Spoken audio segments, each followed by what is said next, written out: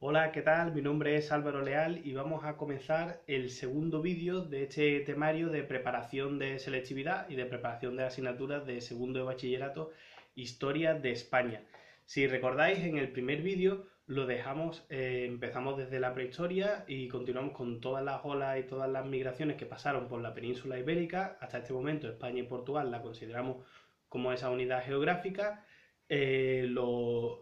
cartagineses, los fenicios, los griegos, y también entramos por último en el tema de la romanización, es decir, la culturización, la entrada de Hispania dentro del mundo romano y cómo se convirtió en una provincia romana, una de las más romanizadas de la época. En este segundo tema introductorio de las raíces históricas de España vamos a ver cómo desde la caída del Imperio Romano hasta la Edad Moderna, es decir, la Edad Media, cómo influyó y quiénes pasaron, sobre todo a nivel político, qué transformaciones va sufriendo la península ibérica. Por supuesto, este vídeo, si no habéis visto el anterior, podéis verlo directamente en mi canal. Por eso es bueno, aunque nunca lo recuerdo, que os suscribáis para que así os vayan llegando a nuevas notificaciones, a pesar de que yo intento por mis redes sociales pues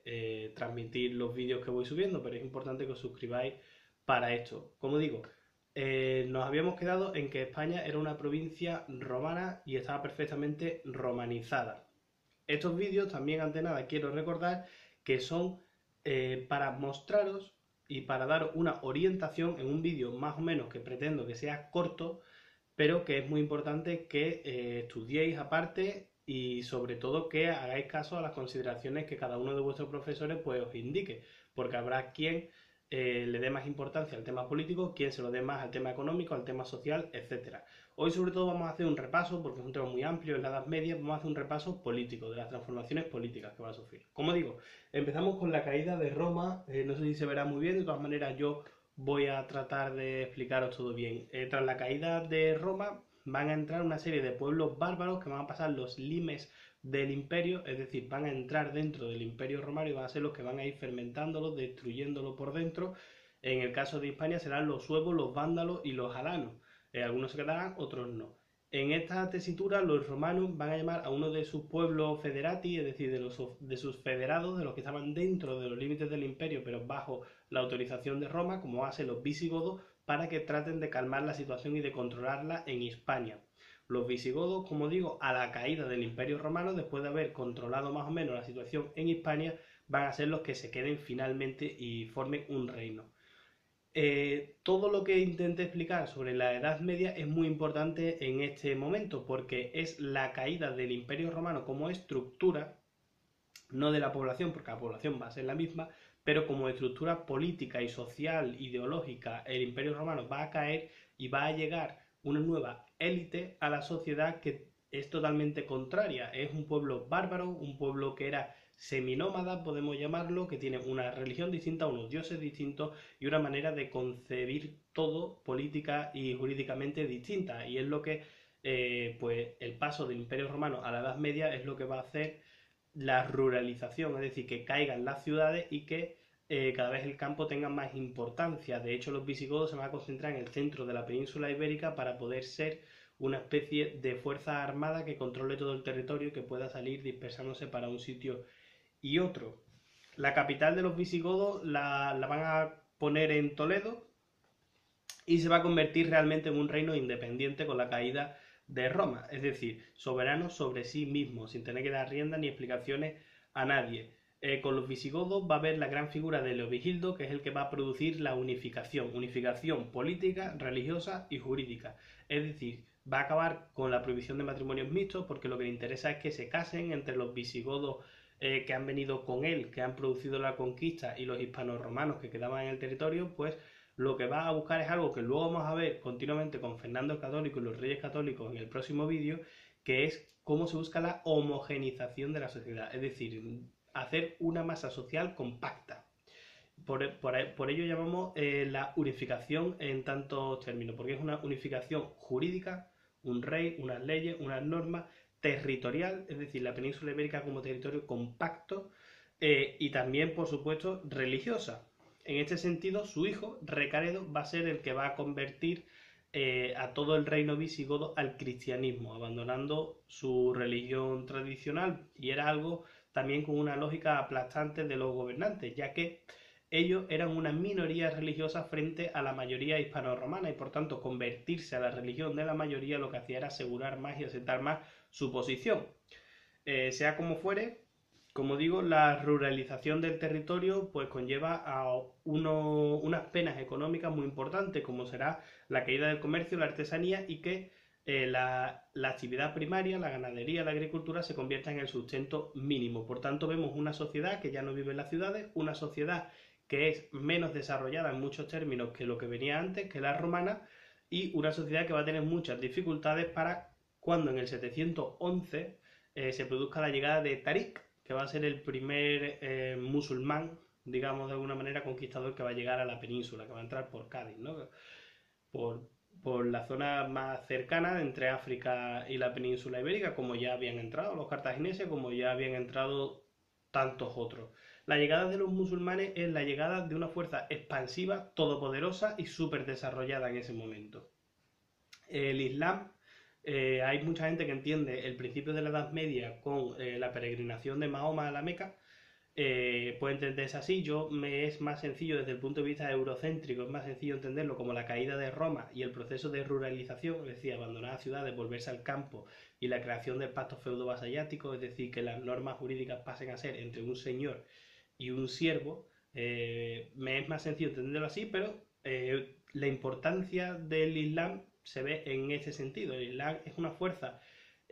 invasora,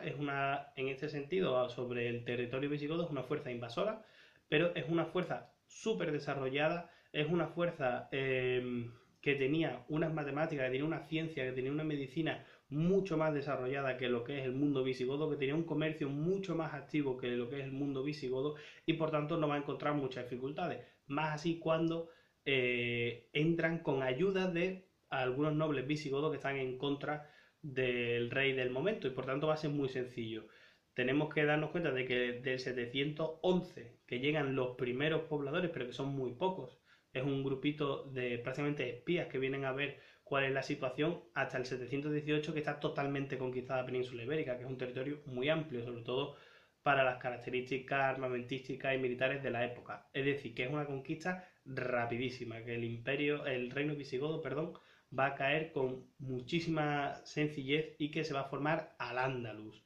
Al-Ándalus no es una entidad única, sino que va a pasar por muchos procesos que es bueno que intentéis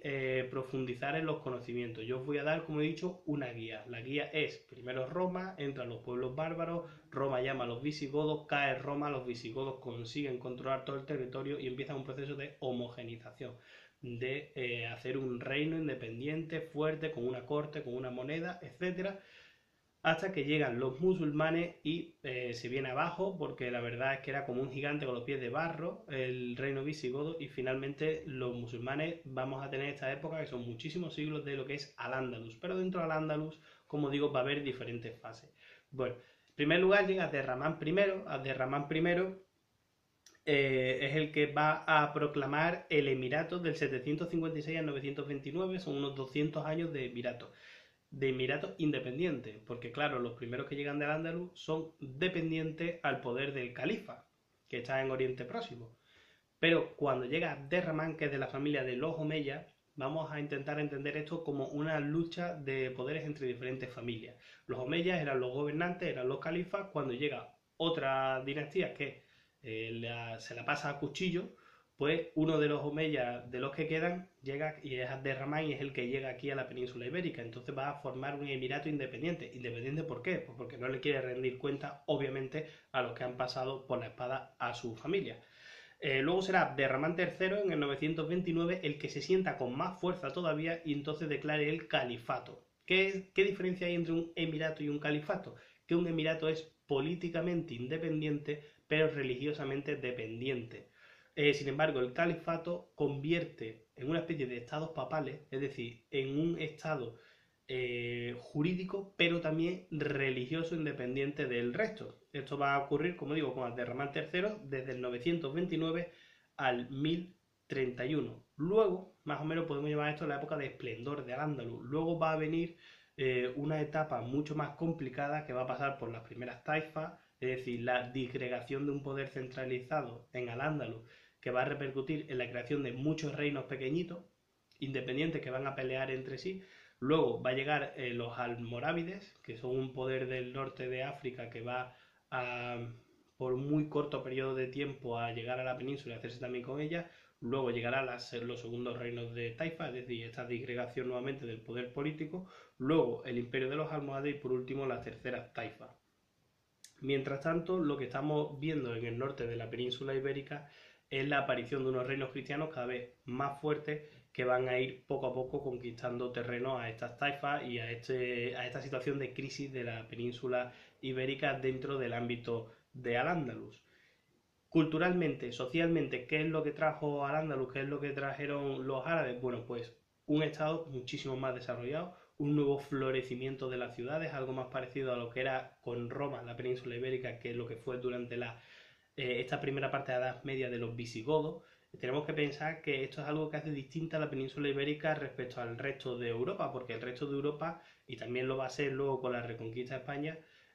Al-Ándalus era una economía floreciente, era una economía mundo, que estaba conectada a todo lo que era el mundo conocido en ese momento, por el que llegaban las rutas desde Asia, era una arquitectura hiperdesarrollada, aquello que se llama el horror vacui, que es decir, el horror a que haya algo vacío y entonces se tiene que rellenar todo y vemos las piezas de arquitectura tremendas donde está rellenada hasta el mínimo detalle. Bien, pues esto era lo que era Al-Ándalus también, como digo, un comercio, una agricultura, un aumento de la población y por supuesto la urbanización, es decir, nuevas ciudades, nuevos desarrollos tremendos y una economía mundo, como digo, que es muy importante. Sin embargo, en Europa lo que se estaba dando era la Edad Media al más puro estilo Juego de Tronos,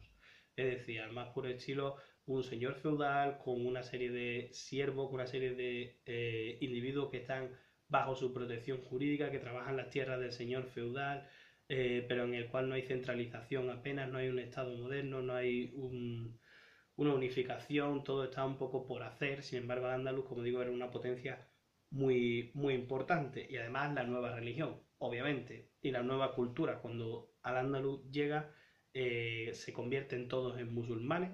o por las buenas por las malas, o por las malas, pero hay que convertirse en musulmanes y por tanto se pierde toda una ideología, una idiosincrasia anterior que era la de los visigodos, que todavía tenía un poco del recuerdo romano. Y por tanto eso va a ser una ruptura total dentro de lo que es la línea histórica en la península ibérica. Mientras tanto, y siento que vayamos un poco rápido, pero como digo, este vídeo es más una guía para entender lo que es el proceso político que va a sufrir la península ibérica que otras cosas. No hay que estudiar más y hay que profundizar más y hay que sobre todo prestar atención a los libros o a las clases del profesor en cuestión que esté enfocando esta parte de la asignatura, pero yo creo que como guía sí os puede servir. Mientras tanto, ¿qué es lo que está pasando? Mientras Al-Ándalus, que nunca llegó a completar todo el proceso de la península ibérica, quedaron unos puntos ahí que no, en el norte de la península, que prácticamente no le interesaron, por el clima, etcétera. Ellos se enfocaron más incluso hacia Francia, que fue en Poitiers cuando los franceses cortaron la expansión de los musulmanes, pero había unos puntos en el norte de la península que no eran realmente interesantes. Y en el 722, en la famosísima batalla de Covadonga, fue cuando Don Pelayo derrotó a los musulmanes. Fue más una escaramuza que otra cosa, no fue algo muy heroico, fue más, como digo, una escaramuza, algo más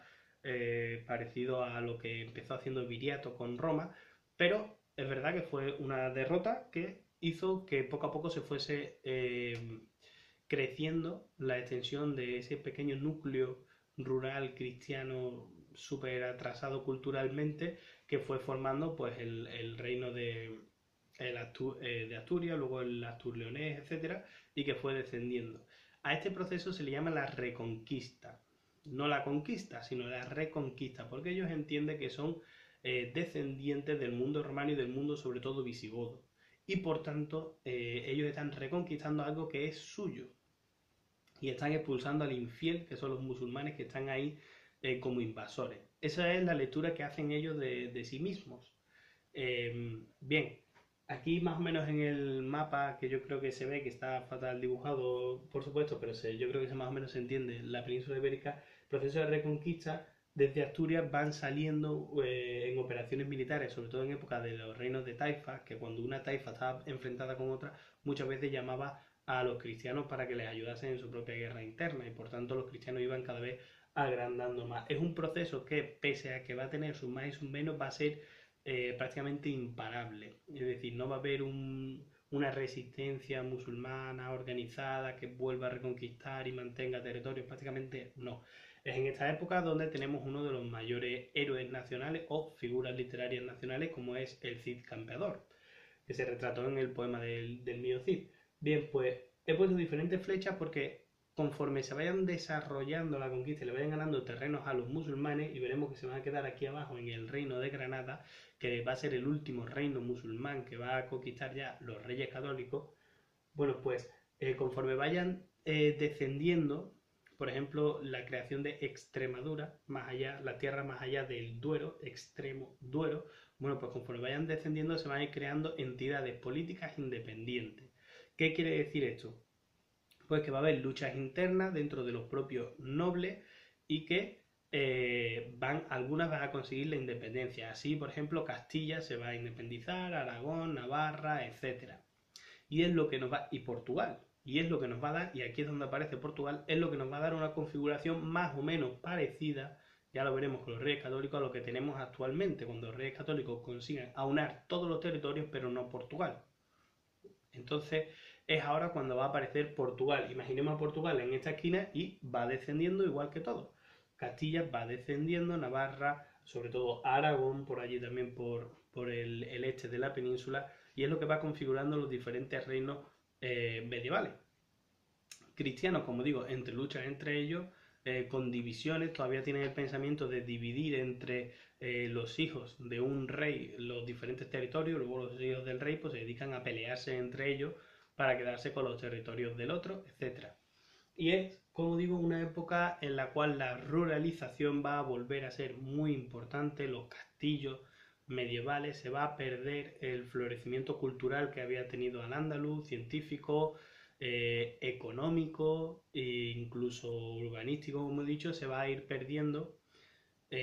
pero España o la península ibérica va a volver a,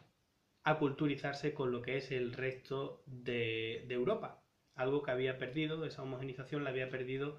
con Al-Ándalus y ahora de nuevo va a volver a meterse en la onda del resto de Europa, lo que estaba haciendo Francia, lo que estaba haciendo Alemania, lo que estaba haciendo incluso Italia. Es decir, va a volver a ser un reino cristiano, va a expulsar, salvo, como digo, del reino de Granada, que seguirá siendo un musulmán, va a expulsar a los musulmanes, les va a ganar terreno y además va a hacer una construcción territorial que no se mide por elementos geográficos, es decir, que de un reino a otro no hay una cordillera, por ejemplo, o un río que los separe,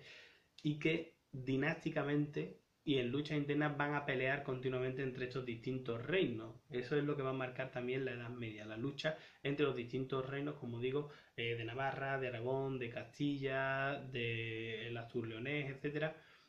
que van a estar en conflicto. Por tanto, esto va a ser más o menos a grandes rasgos la Edad Media, que es un proceso de caída, desaparición de ese mundo idílico para los modernos de Roma.